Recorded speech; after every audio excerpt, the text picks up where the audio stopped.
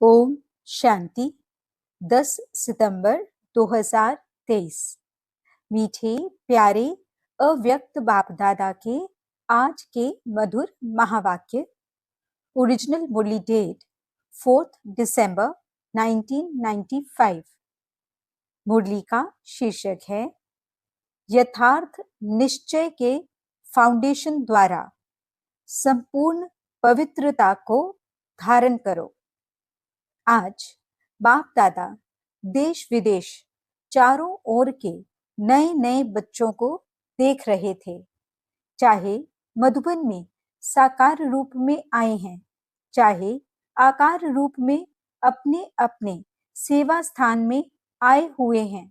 तो नयों नयों को देख बाप दादा सभी के निश्चय को देख रहे थे, क्योंकि निश्चय इस ब्राह्मण जीवन के संपन्नता का फाउंडेशन है, और फाउंडेशन मजबूत है तो सहज और तीव्र गति से संपूर्णता तक पहुंचना निश्चित है। तो बाप दादा देख रहे थे कि निश्चय भी भिन्न भिन्न प्रकार का है। जो यथार्थ निश्चय है कि मैं परमात्मा बाप का बन गया, स्वयं को भी आत्म स्वरूप में जानना, मानना, चलना और बाप को भी जो है वैसे जानना, ये है यथार्थ निश्चय। दूसरा निश्चय है योग द्वारा थोड़े समय के लिए अशांति से शांति का अनुभव करते हैं और स्थान का शक्तिशाली शांत वायुमंडल आकर्षित करता है। वह ब्राह्मण परिवार, ब्राह्मण आत्माओं का आत्मिक प्यार और पवित्रता की जीवन का प्रभाव पड़ता है। कंपनी अच्छी लगती है। दुनिया के वायुमंडल के कॉन्ट्रास्ट में ये संग अच्छा लगता है। ज्ञान भी अच्छा, परिवार भी अच्छा, वायुमंडल भी अच्छा। तो वो अच्छा लगना उस फाउंडेशन के आधार पर चलते रहते हैं। ये है दूसरा नंबर। पहला नंबर सुनाया यथार्थ निश्चय, और दूसरा नंबर अच्छा लगता है, और तीसरा नंबर दुनिया के संबंधियों के दुखमय वातावरण से बचकर जितना समय भी सेवा केंद्र पर आते हैं, उतना समय दुख से किनारा होकर शांति का अनुभव करते हैं। ज्ञान की गुह्यता में नहीं जाएंगे, लेकिन शांति की प्राप्ति के कारण कभी आते हैं और कभी नहीं भी आते हैं। लेकिन यथार्थ निश्चय बुद्धि विजयी होते हैं, और देखा जाता है कि जब शुरू शुरू में आते हैं तो अशांति से तंग होते हैं, शांति के इच्छुक होते हैं। तो जैसे प्यासे को एक बूंद भी अगर पानी की मिल जाए तो वो बहुत बड़ी बात अनुभव करता है। तो अप्राप्ति से प्राप्ति होती है। परिवार में, ज्ञान में, योग में, वायुमंडल में अंतर दिखाई देता है। तो पहला समय बहुत अच्छे उमंग उत्साह से चलते हैं, बहुत नशा रहता है, खुशी भी होती है। लेकिन अगर पहले नंबर के यथार्थ निश्चय का फाउंडेशन पक्का नहीं है, दूसरे या तीसरे नंबर का निश्चय है, तो धीरे धीरे जो शुरू की खुशी, शुरू का जोश है, उसमें फर्क आ जाता है। इस सीजन में नए नए बहुत आए हैं और चांस भी मिला है। यह तो बहुत अच्छा है। बाप दादा को भी नए नए बच्चों को देख खुशी होती है कि ये फिर से अपने परिवार में पहुंच गए। लेकिन ये चेक करो कि निश्चय का फाउंडेशन पक्का है। हमारा निश्चय नंबर 1 है व नंबर 2 है। अगर नंबर 1 निश्चय है तो चलते चलते मुख्य पवित्रता धारण करने में मुश्किल नहीं लगेगा। अगर पवित्रता स्वप्न मात्र भी हिलाती है, हलचल में आती है, तो समझो नंबर 1 फाउंडेशन कच्चा है, क्योंकि आत्मा का स्वधर्म पवित्रता है। अपवित्रता परधर्म है और पवित्रता स्वधर्म है। तो जब स्वधर्म का निश्चय हो गया तो परधर्म हिला नहीं सकता। कई बच्चे कहते हैं कि पहले तो बहुत अच्छे आते थे, अभी पता नहीं क्या हो गया। तो क्या हो जाता है कि बाप जो है, जैसा है, वैसे अनुभव में नहीं लाते। अगर पूछेंगे कि बाप साथ है, तो हाथ सब उठाएंगे। हाथ उठाना तो बहुत सहज है, लेकिन बाप साथ है तो बाप की पहली पहली जो महिमा करते हो कि वो सर्वशक्तिमान है, ये मानते हो या सिर्फ जानते हो? तो जब सर्वशक्तिमान बाप साथ है, तो सर्वशक्तिमान के आगे अपवित्रता आ सकती है? नहीं आ सकती। लेकिन आती तो है। तो आती फिर कहां से है? कोई और जगह है? चोर लोग जो होते हैं, वो अपना स्पेशल गेट बना लेते हैं। चोर गेट होता है। तो आपके पास भी छिपा हुआ चोर गेट तो नहीं है? चेक करो। नहीं तो माया आई कहां से? ऊपर से आ गई? अगर ऊपर से भी आ गई तो ऊपर ही खत्म हो जानी चाहिए। कोई छिपे हुए गेट से आती है जो आपको पता नहीं पड़ता है। तो चेक करो कि माया ने कोई चोर गेट तो नहीं बना कर रखा है। और गेट बनाती भी कैसे है मालूम है? आपके जो विशेष स्वभाव या संस्कार कमजोर होंगे ना, तो वही माया अपना गेट बना देती है। क्योंकि जब कोई भी स्वभाव या संस्कार कमजोर है, तो आप कितना भी गेट बंद करो, लेकिन कमजोर गेट है तो माया तो जानी जाननहार है। उसको पता पड़ जाता है कि ये गेट कमजोर है, इससे रास्ता मिल सकता है, और मिलता भी है। चलते चलते अपवित्रता के संकल्प भी आते हैं, बोल भी होता, कर्म भी हो जाता है। तो गेट खुला हुआ है ना, तभी तो माया आई। फिर साथ कैसे हुआ? कहने में तो कहते हो कि सर्वशक्तिमान साथ है, तो ये कमजोरी फिर कहां से आई? कमजोरी रह सकती है? नहीं ना। तो क्यों रह जाती है?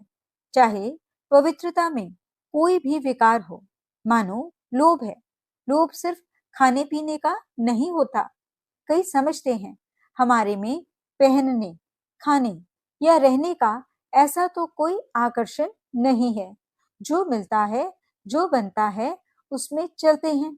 लेकिन जैसे आगे बढ़ते हैं, तो माया लोभ भी रॉयल और सूक्ष्म रूप में लाती है। वो रॉयल लोभ क्या है? चाहे स्टूडेंट हो, चाहे टीचर हो, माया दोनों में रॉयल लोभ लाने का फुल पुरुषार्थ करती है। मानो स्टूडेंट है, बहुत अच्छा, निश्चय बुद्धि, सेवाधारी है, सब में अच्छा है। लेकिन जब आगे बढ़ते हैं, तो ये रॉयल लोभ आता है कि मैं इतना कुछ करता हूँ, सब रूप से मददगार हूँ, तन से, मन से, धन से, और जिस समय चाहिए उस समय सेवा में हाजिर हो जाता हूँ। फिर भी मेरा नाम कभी भी टीचर वर्णन नहीं करती कि ये जिज्ञासु बहुत अच्छा है।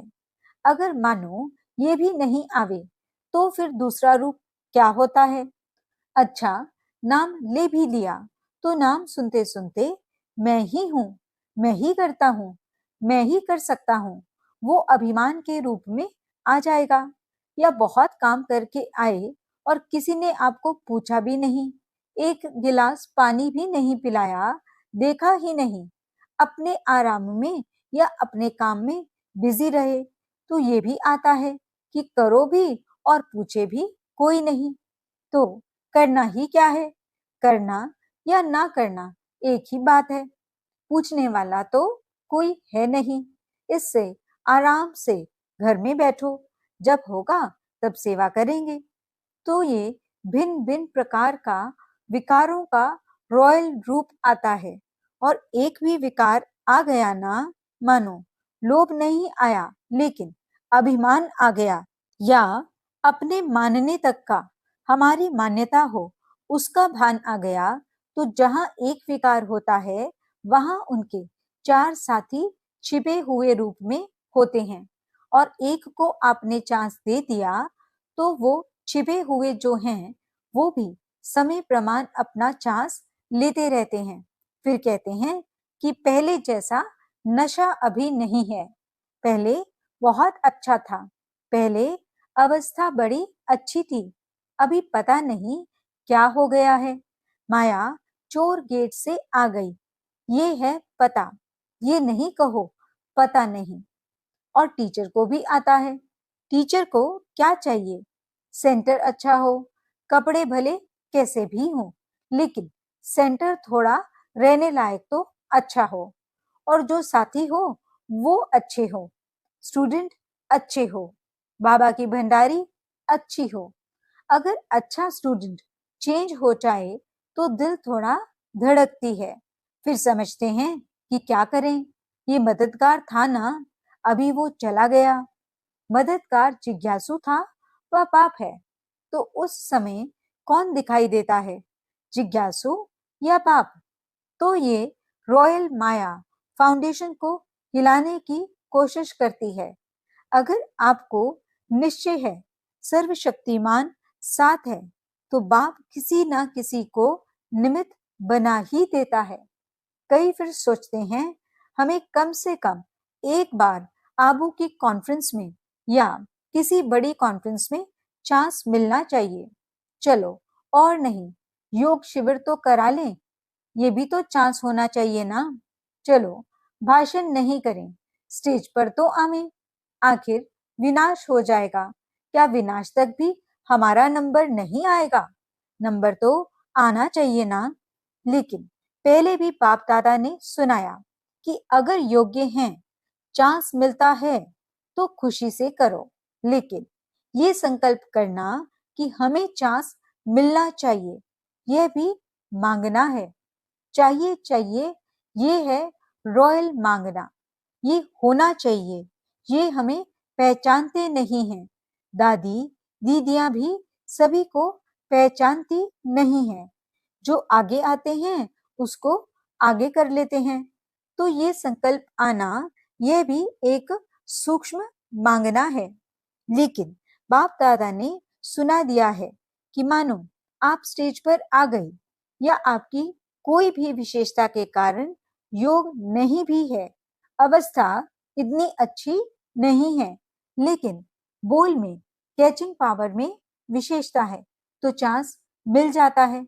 क्योंकि किसी की वाणी में मिठास होता है, स्पष्टता होती है और कैचिंग पावर होती है।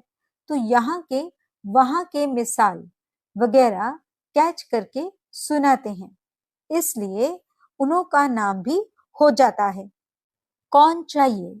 फलानी चाहिए। कौन आवे? फलानी आवे। चाहे योग में कच्ची भी हो, तो इस पर नंबर फाइनल नहीं होने हैं।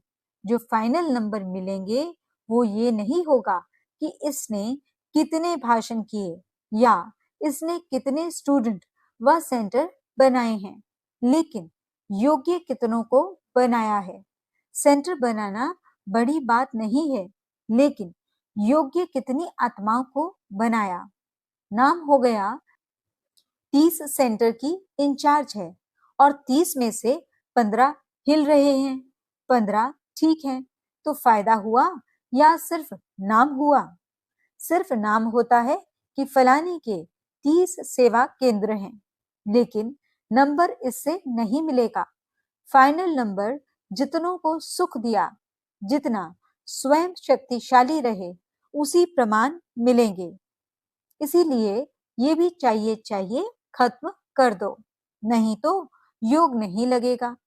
रोज यही देखते रहेंगे कि फलानी जगह प्रोग्राम हुआ, मेरे को फिर भी नहीं बुलाया।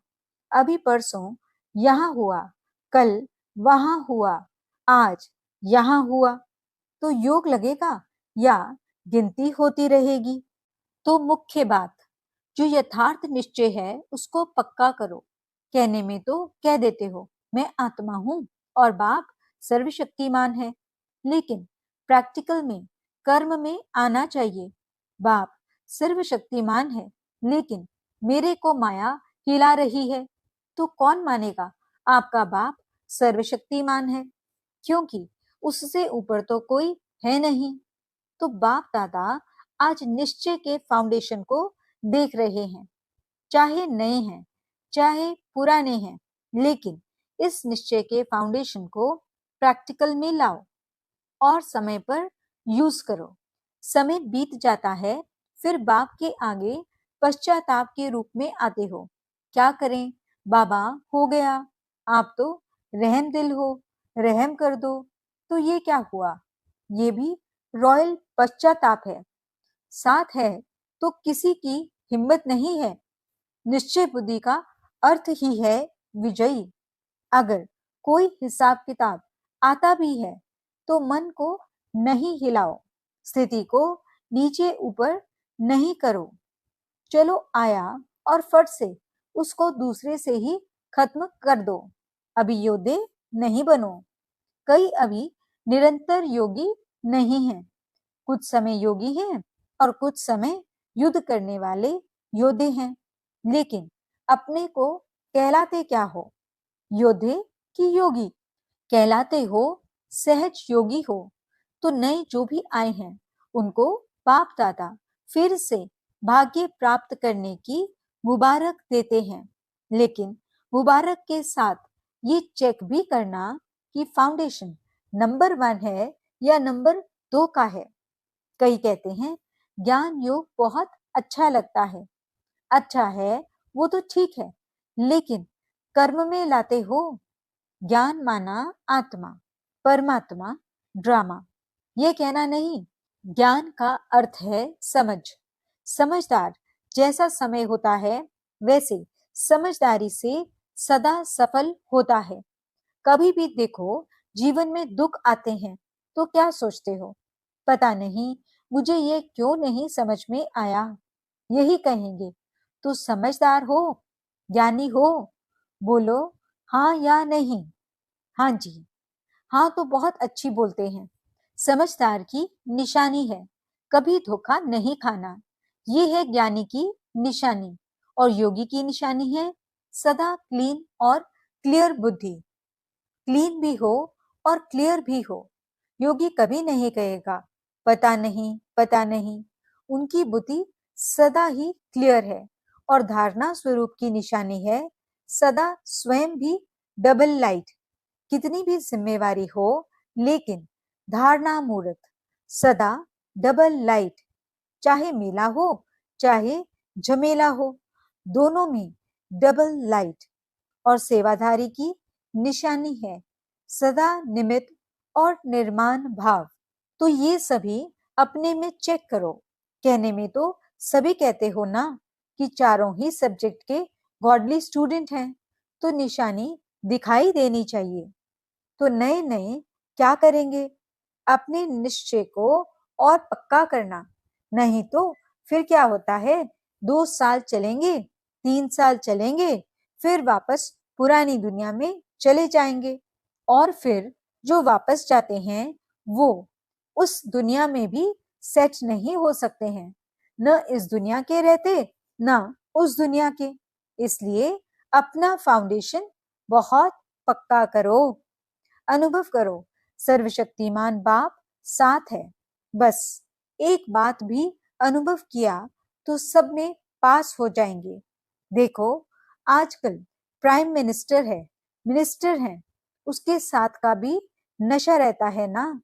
ये तो सर्वशक्तिमान है। अच्छा अच्छा, चारों ओर के सदा श्रेष्ठ भाग्यवान, भाग्य विधाता को अपना बनाने वाले ऐसी श्रेष्ठ आत्माओं को सदा बाप दादा के श्रीमत का सुना और किया। ऐसे सर्व सपूत बच्चों को सदा सेवा में अचल रहने वाले, जमेला मुक्त और परमात्मा मिलन मेला मनाने वाले सभी बच्चों को बाप दादा का याद प्यार और नमस्ते। हम रूहानी बच्चों की रूहानी बाप दादा को दिल व जान सिकवा प्रेम से नमस्ते नमस्ते नमस्ते जी। गुड मॉर्निंग बाबा। शुक्रिया बाबा। अच्छा, डबल विदेशियों को डबल नशा है ना। डबल विदेशी अर्थात डबल लाइट, डबल नशा और डबल बाप दादा और परिवार के प्यारे। समझा? वरदान अपनेपन के अधिकार की अनुभूति द्वारा अधीनता को समाप्त करने वाले सर्व अधिकारी भव। बाप को अपना बनाना अर्थात अपना अधिकार अनुभव होना। जहां अधिकार है वहां न तो स्व के प्रति अधीनता है, न संबंध संपर्क में आने की अधीनता है, न प्रकृति और परिस्थितियों में आने की अधीनता है। जब इन सब प्रकारों की अधीनता समाप्त हो जाती है तब सर्व अधिकारी बन जाते। जिन्होंने भी बाप को जाना और जानकर अपना बनाया वही महान है और अधिकारी हैं। स्लोगन: अपने संस्कार व गुणों को सर्व के साथ मिलाकर चलना, यही विशेष आत्माओं की विशेषता है। अच्छा, ओम शांति।